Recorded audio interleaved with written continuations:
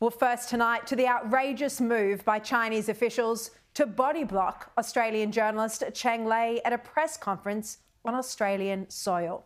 We're still waiting for the Prime Minister and the Foreign Minister to properly condemn this unacceptable act.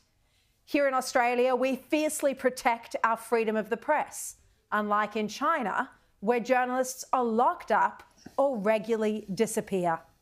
The visiting Chinese premier and his henchmen apparently don't respect our laws or our values, despite them claiming Australia is their new BFF, panda diplomacy and all of that.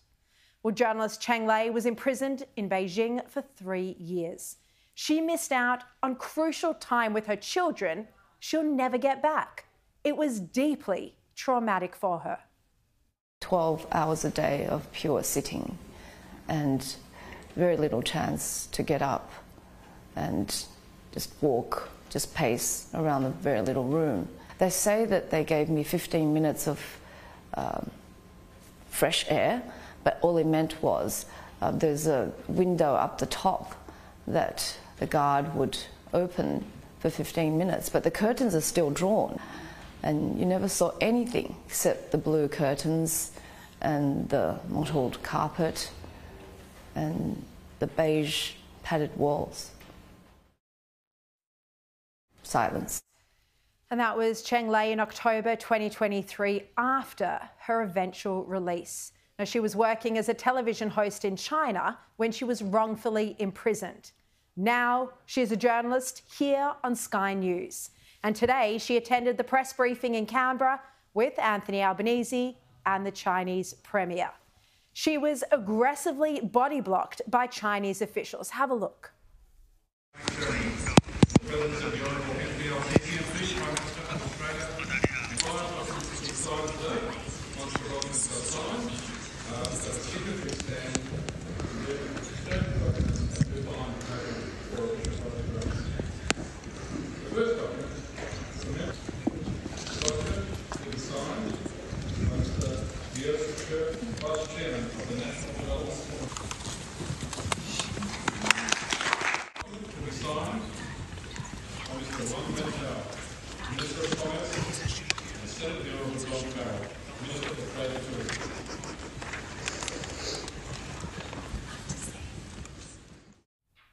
I mean, you can see that manhandling there by the Chinese official of an Australian consular diplomatic staff member. And you also saw there Cheng Lei taking a photograph of the officials. Now, clearly, an Australian official asking the Chinese embassy staff to move is important, and yet they refused. That in itself is shocking. Cheng Lei also tried to move seats. She swapped with another Australian journalist, but the Chinese officials followed and once again blocked her view. She spoke about what happened to her on Sky News earlier. Well, it's typical, right, with these events, especially if they're attaching importance to the friendly facade that they're, carefully staging, that voices of discord or, the presence of someone who's a bit controversial not harm that. And in fact, at the, the briefing by Prime Minister Albanese and Premier Qiang, that's a Freudian slip, just now really highlighted that because they went to great lengths to block me from the cameras and to flank me. And I'm only guessing that it's to prevent me from saying something or doing something that they think would be a bad look. But that in itself was a bad look. This can't be glossed over, and it's emblematic of how China treats its journalists and its critics. I saw firsthand when I was writing my book and investigating the origins of COVID, how whistleblowers who tried to raise the alarm about the new pandemic went missing, never to be seen again, even doctors. Some bravely risked their life to give me information over encrypted platforms because the topic was that important to them. But the shamelessness of these Chinese officials trying to flex their muscles And the fact that they felt emboldened to act like that in front of our Prime Minister, in front of the full press gallery and in front of the cameras, well, that tells you everything about the nature of the current Chinese regime. This is a serious diplomatic incident. Australian officials were involved. They asked the Chinese officials to move, yet hours later, the Prime Minister claimed he still knew nothing about it. There's some of the documents were being signed in the committee room today. Yep. Some Chinese embassy officials tried to block my colleague here, Cheng Lei, from view of cameras. Is it acceptable to import that kind of behaviour into the heart of Australia's democracy here in Parliament House? Well, I didn't see that. I saw Cheng Lei and we smiled at each other during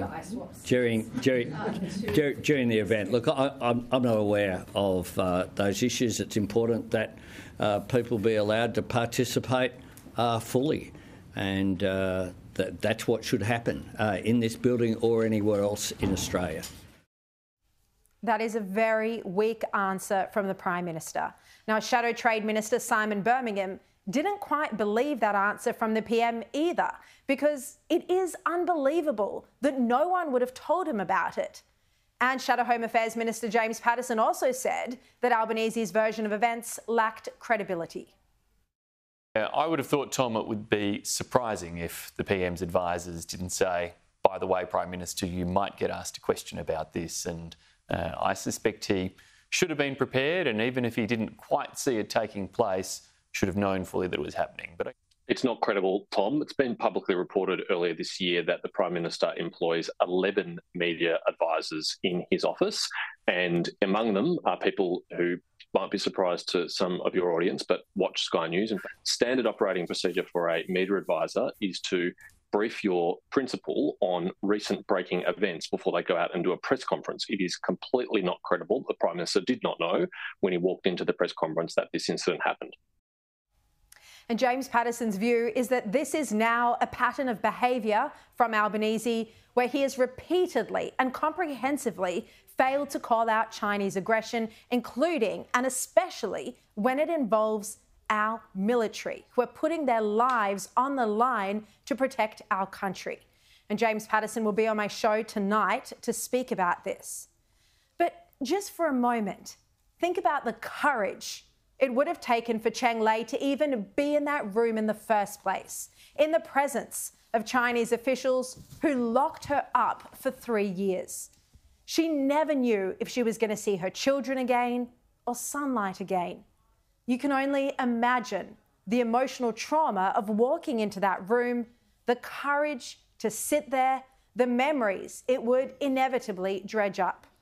But she would know or trust that she's now in Australia. She's safe. No one can touch her.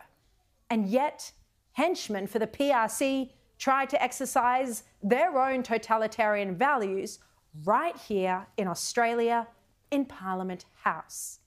And the question now is, will Albanese strongly condemn this? Will Penny Wong? How can Chinese officials feel so emboldened to act like this while they're visiting Australia? Perhaps it's because they believe they've already bought our silence. Albanese will not call out China's foreign interference, its espionage, its extensive malicious cyber attacks, or its human rights abuses in public. He will not ask how the COVID pandemic started, despite many Australians still suffering from long COVID or vaccine injuries. He won't mention the Muslim Uyghurs in labour camps in Xinjiang. You wonder if he only cares about the plight of Muslims when it's to do with Israel. We're seeing from Labor this dysfunctional moral compass where Albanese feels a compulsion to condemn in the strongest possible terms our ally Israel, while staying silent on the greatest aggressor in our region, China.